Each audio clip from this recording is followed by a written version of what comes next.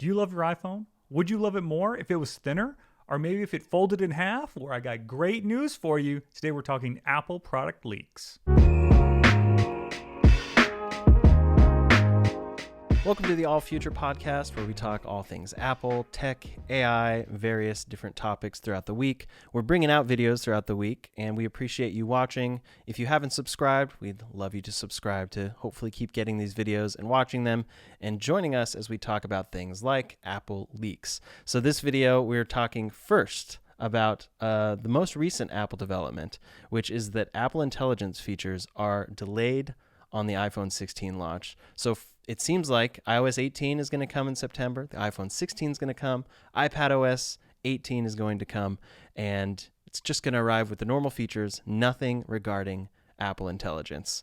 And Apple has already released beta version 18.1, which actually includes some Apple Intelligence features. So they're already starting to work on them. It's not like these features are not going to arrive or something. They didn't just forget about them. Yeah. But this is the developer beta. So I looked and tried to see if I could get this. I'm not able to get it, so I'm not entirely sure what the criteria fully is, if you literally have to be a developer or just a part of the developer program. But some of the features that are not available in the current beta are Image Playground, Genmoji, Image Wand, Priority Notifications, which honestly was kind of one of the big ones in my opinion, Mail, where it categorizes things, Photos, Siri, that improved functionality there, and I just set off 18 devices, ChatGPT's integration into that, additional languages, additional platforms, and yeah, those are the main features that we are not seeing yet in Apple Intelligence as Apple is testing it, and then of course, it's delayed. Yeah. Sounds right. We talked about this at length in another video, but I think Apple, from their point of view, would rather have negative press about it being late than negative press about being terrible. So they are delaying it to make sure it's polished up a little more ready for prime time. Yeah, doesn't surprise me at all. And we've known from the keynote that they weren't ever hard on any of the Apple Intelligence features and when they were going to come out. They use a lot of kind of ambiguous language. So that seems to be where they're at with it right now. Doesn't bother me as long as some of these big features are there by kind of December, right? Like I think that's the real thing. You know, it's like, hey, like people who get new iPhones for Christmas, are they going to be able to open it up and make their Genmoji? And if they're not, are they going to be really upset and mad at Apple? Or if it's actually delayed through that, is Apple going to take a hit on sales because that's not ready?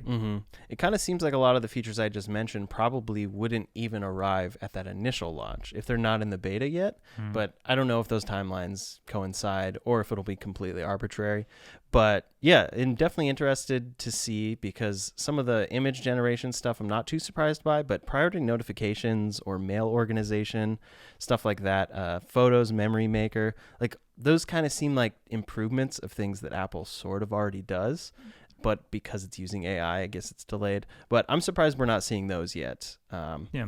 And I mean, and we're still a little ways out on this, you know. It's like, so it's, I guess it does. I don't think this is like some kind of like panic, like, oh, all these things are broken and they're not working, you know, like it's still a little ways out. None of this stuff is confirmed from Apple on what's going to be available on launch. Yeah. I assume like at the iPhone event, it's probably when we're actually going to find out what is definitively what's going to be there and what's not. So yeah, I guess we'll see.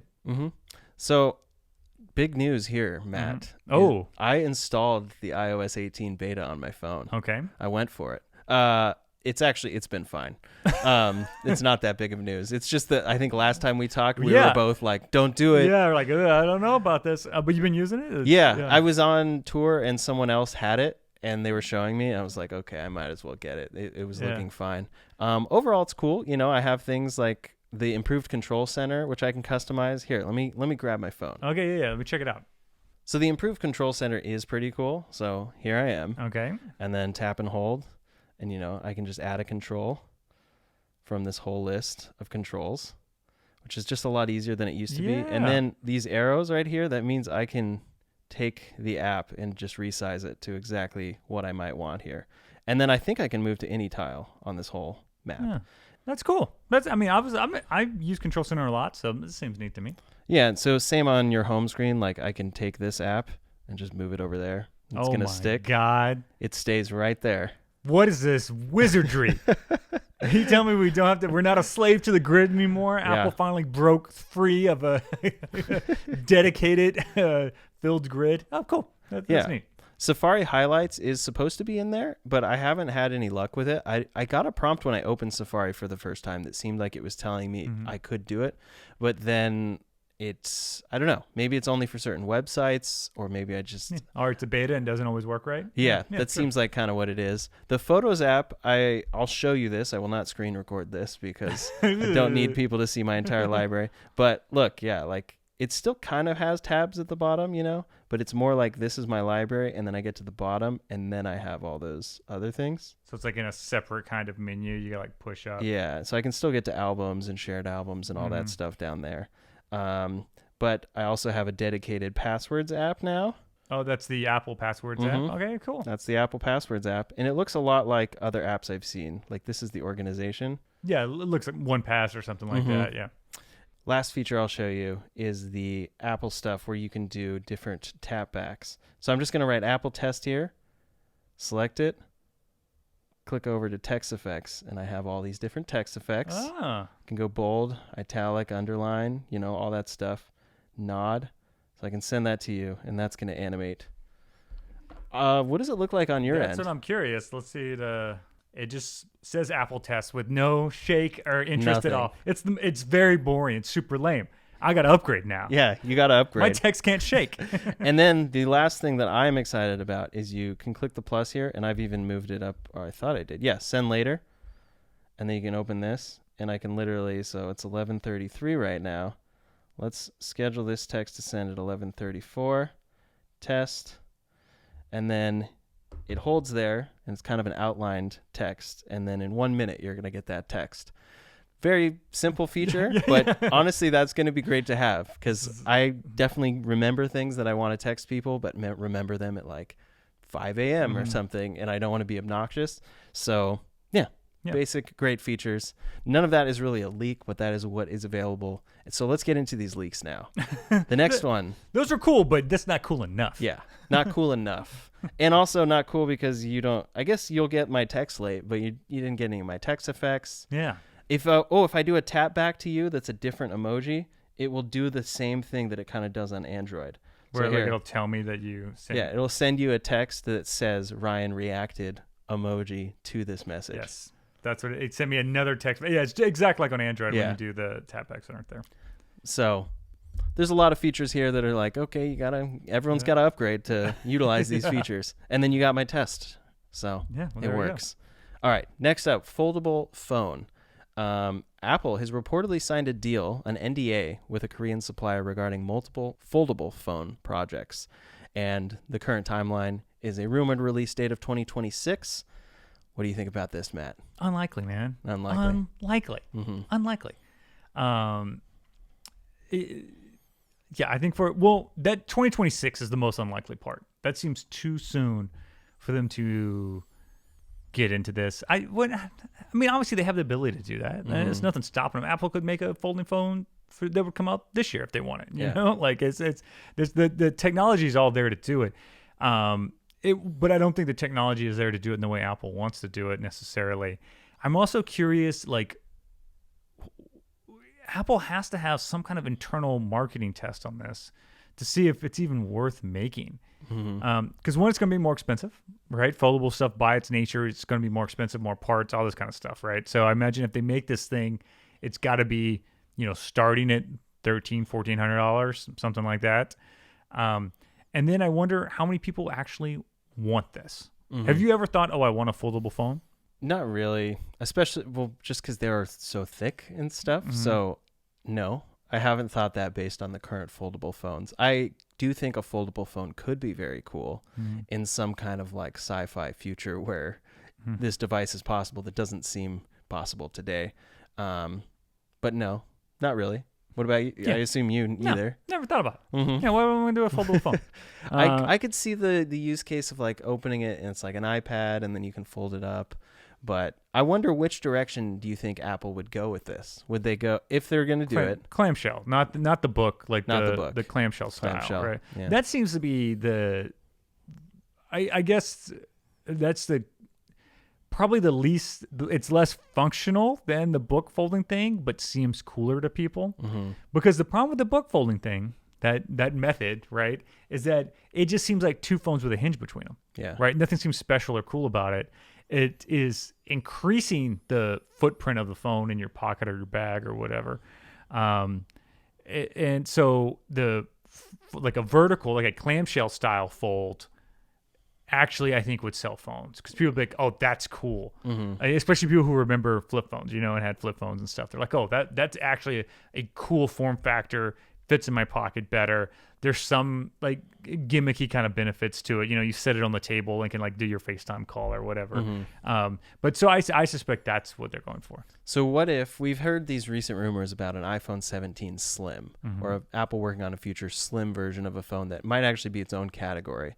So what if they manage to slim it down to the point where when you fold your book thing, it's about the thickness or maybe just a little bit more than a current iPhone's footprint. That's, what if it rained donuts, buddy? I don't know. Yeah, that sounds great. But like, yeah, like I really like. Would you get one in that? Well, it depends on what that actually looks like when I open it up, right? Because if you look at something like the Galaxy Fold, right, the kind of the dream of it, and Microsoft made a foldable too. I forgot what it was called. The dream would be like, oh, you open this thing, and then I got an iPad mini, right? So I got an iPad mini in my pocket. In practice, that's not what it's like, right? Yeah. Because in practice, you open it up, and the screens, just the technology that allows for foldable screens right now is not the best screen technology. It just does not look as good, right? The hinge mechanism, I don't think anyone has really designed a really great one yet. Because the other thing is that you kind of don't want it to fold and like hit screen to screen. Like you get grains of sand in there and all kind of stuff. I don't know. There's all kind of weird stuff that can happen. Yeah. Yeah. So there's like you're saying, right? There's a sci-fi version of this, which is awesome. That does not seem to be possible with our current technology. Yeah. The only reason I could see Apple really going forward with this is to just be able to make a more expensive phone. Because like if you look, you have the Galaxy Z Fold, it's like $16.99. Pixel Fold, $17.99. OnePlus Open, $16.99. So it allows Apple to maybe make a phone that's approaching $2,000. $1,800 for that Pixel Fold. That's wild. That's wild. You got to really love foldable phones. To go that way. If you're making that your dedicated device. So I could see Apple doing all sorts. We've talked in other podcasts about their Apple AI features. They need, they're going to probably most likely fund that still with device sales. So maybe they're going, how can we get people to pay even more for a phone? Let's make a foldable, but it has to be great. Yeah. The other problem you have with the foldable is what do the apps look like? Like if it's a book style fold, right? A fold instead of a flip, I guess. It's, what does it look like when I open Instagram on that or any app? Pick an app, right? What does it look like? Because right now it wouldn't fill the screen, right? Like all the apps are designed for that vertical aspect ratio. Yeah. So yeah, like what, and it'd just be a mess, man. The user interface would be a mess. It wouldn't be a consistent experience. I guess the way to do it would be like when you open the screen, it becomes the same aspect ratio as an iPad. So then like iPad apps could run on it. Like it's, I mean, this all sounds cool, but again, like you start running into all these weird limitations. Yeah. I also think it's funny that they signed an NDA and then we immediately heard about. This is not a good NDA. Yeah. We immediately heard about what it is. But anyways, that's the current rumor on foldables. Apple is at least working on them. They've been working on them for years. We'll see if it ever comes to be. But next is a feature that might be a little more exciting. And I think Matt has a little bit more knowledge on. Not that you didn't on foldables. I just mean I knew nothing you about have foldables. You have more knowledge than me on apertures. Yeah. So mechanical apertures are likely coming to future iPhones as early as the iPhone 17. And it would be limited to whatever the higher end version, whether that is slim or ultra. And what exactly does this mean, Matt? I'm glad you asked. So aperture is the mechanism that controls how much light enters the lens. So the actual thing that moves in there is called the iris. So if you look inside any old mechanical camera, or newer actual cameras that have shutters and things like that on them, you'll see this thing that almost looks like a sci-fi door that kind of like closes and opens and determines how much light gets into the lens. Yeah. That affects two things primarily: exposure. So obviously, the wider that it is open, the more light that is coming into that lens, and depth of field, or how much of an image is in focus. So to make more of an image in focus, you have to actually let less light in. So you have to make a smaller aperture. And to as you allow more light, what it also does is make that depth of field blurred background effect, I guess, as the aperture opens up. So you would want different ones for different situations, depending on what you're trying to do, right? Mm-hmm. Sometimes you would want more things in focus. Sometimes you would want to cut down on the amount of light, so you could go either way. A mechanical aperture at that size is kind of cool, right? Because, we're talking fairly small electronics. The aperture already on the iPhone, depending on what lens you're using, is, somewhere, or what model of iPhone you have, somewhere between about 1.8 and 2.8 on the older phones. It's 2.4 on some of the newer ones on some of the lenses, and it's actually, I think, 1.78 on is the widest aperture it has, and that is on the standard lens and the wide aperture lens, I believe. So the longer lenses, like the more depth you go into, actually have tighter apertures. Although I think the medium range is also 1.8. I'd have to go look it up. But it doesn't really matter. That seems like a smaller number than I would expect, because when you open up your camera, it's rare to see the depth of field at like the blurred background without doing the portrait mode. So what is the reason for that? Well, that's because the sensor size is so small. Yeah. If you're used to a normal camera, which is using a 35 millimeter size sensor, and if you're 1.8 on the 48 millimeter lens or a 50 millimeter lens, 48 is what the medium focal length of the iPhone is, you would get crazy depth of field. Like if I was taking a picture of you right now, it's like the tip of your nose would be in focus at like that range, right? But because the sensor is so small, that's part of the equation too. Yeah. It's smaller lenses with smaller sensors, so the larger apertures don't have as much of an impact as they do, right? So that's why the depth of field effect has to be kind of faked on portrait mode. But you can absolutely see it if you switch to the regular iPhone lens, kind of the medium focal length lens, and put up close against an object, like real close, it'll blur the background. Like you'll see a real depth of field. Yeah. That's pretty cool. So the mechanical version of this in the future, it would just kind of further improve this to make more of a difference here, I guess? Yeah, in theory, it could allow for a nicer focus fall off and to change how much light is hitting the sensor. Because right now, like the iPhone is doing a ton of processing to handle that much different kind of light and situations. Between the low light to, going out and I can take pictures of the damn sun, right? Like that's wild that range it has to go through. So adding a mechanical iris on there or mechanical aperture would allow you to control that a little bit more and go further in either direction, right? So if you could keep opening that aperture up, because you can actually get sub f1 aperture. Like the lenses they took to the moon were like f0.9 or something like that. So like crazy stuff. Yeah. But this I think is a cool thing for camera nerds. That's going to be a one line in some presentation one day, and the average consumer will be like, "Oh, cool." Yeah, but I'm curious to see if it might lead to better photos, or it might be kind of just blended in because portrait mode already does a good job of faking this for us. Yeah. So are we going to notice a difference between it actually happening on the lens versus a faked version of it? I guess we'll see. But that's one of those future features. I think we're first getting this shutter button, hopefully, with the iPhone 16, and then the 17 might actually add a mechanical shutter. Oh, man. Eventually, we're just going to be buying cameras with It's just going to be a camera. It's just going to be a full camera. Yeah. And that's what we're buying. It comes full circle. Interchangeable tiny lenses on the back. Maybe. Next is a very interesting one because we've talked quite a bit about HomePods and talked about the idea of a future one with a screen.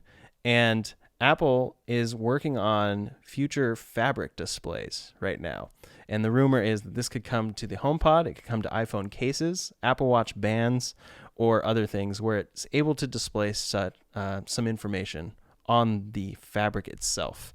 And we could see this being cool on the just exterior of a HomePod to display like time or what track is being played or basic information like that. I can picture it being kind of cool as an iPhone case. Like if you're doing what I'm doing right now, which is I have a case and I'm face down, it could have like a little text display right there on the case itself. But what do you think about an Apple fabric display? Well, this seems to be this technology it's not like a screen made out of fabric. So like that's not really. I mean, it can display information, but it's not like a you're gonna watch a movie on fabric here, right? So I think it probably seems more like kind of the situation you were talking about, where maybe you have that fabric case and like part of it starts to just turn colors or something. It turns red when you have a notification or something like that, or obviously it could display some. Maybe a number that's like saying how many notifications you have or all kind of stuff like that. This seems neat. This seems like one of the long list of weird exotic technologies that Apple maybe develops or dabbles in that we never see. Because my question, this seems cool, but at the practical level, like, is it worth it for Apple to invest in this stuff, make it, put in the products? Yeah. I don't know. Yeah, it raises all sorts of questions, like is the viewing angle good enough for Apple to put it in there? Does it actually kind of look like a low resolution display? Do we care that it's on the fabric versus if it's on top or something? Yeah. What's the real difference between the light up on the top of a HomePod and have the fabric, display something or something like that? Yeah. And then for the watch, I guess it just like it could enable cooler visuals, like you can add to your band by having like some kind of motion in your band. This sounds very cool if you want to just like cosplay as like a cyberpunk person or something, right? And just have like these like just things for just aesthetic reasons that look crazy and have like high tech. That's what this feels like to me. Yeah. So last is something that is not actually really an Apple leak, but kind of a bonus, and it's a very cool thing. The Apple Vision Pro has now been controlled by a brain-computer interface. So this kind of thing we've seen different companies testing out, and this is Synchron's brain-computer interface, BCI.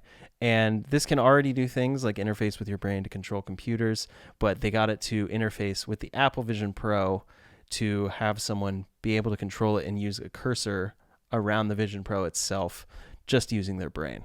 Wild. Yeah. Kind of cool. I get this is one of those things that like are fun for like the sci-fi tech nerd part of it, but another thing that seems like it's fairly far away to implement in a practical way for people, seems cool though. I got a movie reference for you. There's this Clint Eastwood movie Firefox. Okay, it's from the 80s. I think it's probably like 82 or something like that. He's got to sneak into Russia to steal their new jet, and it has thought-controlled computer systems. And in the end of the movie, he's in like the dogfight with the bad guy Russian guy, and he's in the stolen Russian jet, and he's like thinking like, fire the missiles. And he's like, why is it not firing the missiles? And he goes, I'm not thinking in Russian. And then he like thinks in like whatever, fire the missiles in Russian, spasiba, like I don't know, like what, and then it fires the missiles. Yeah. Yeah, just an aside. You guys go check out that movie. It's wild. It's pretty good. But I always think about that with like thought controlled stuff, because like the thought control has such a long way to go past like this kind of like yes no binary answer stuff, right? Like getting like detailed inputs from brainwaves into a machine, that's still pretty far off, right? Like, and there's some promising ways that they're looking at doing this, obviously over on the Tesla side or on the Elon World side, I guess, with Neuralink. And then they've looked at this stuff for years. I mean, the dream of like these robotic appendages for amputees is like running on full thoughts and stuff, and they have some of those that operate off of brainwave and nerve inputs and all this kind of stuff. So there's some really cool exotic technologies with this, but it's still like, this is crazy ways off. But yeah, cool. Like I've only done the one. This is at like CES years ago, where it's like you can control like the intensity of a fan, and they would have this little floating ball thing, and it's like play a game to like get it to like hover at a certain height, but you have to like think about making it hover at that height. Like it's kind of neat. It's basically like if you start to think like higher and like up and more intensely, it would blow the fan harder. And if you would relax and think lower, it would blow the fan low. Yeah. So unless a lot of the stuff is right, it's very like gimmickly, like a yes no kind of thing. Yeah. But cool, man. It'd be cool if it happens. Yeah. Yeah. Could be a couple decades away until we're not even inputting our devices. It's just our brains interfacing. Great. We'll probably get ads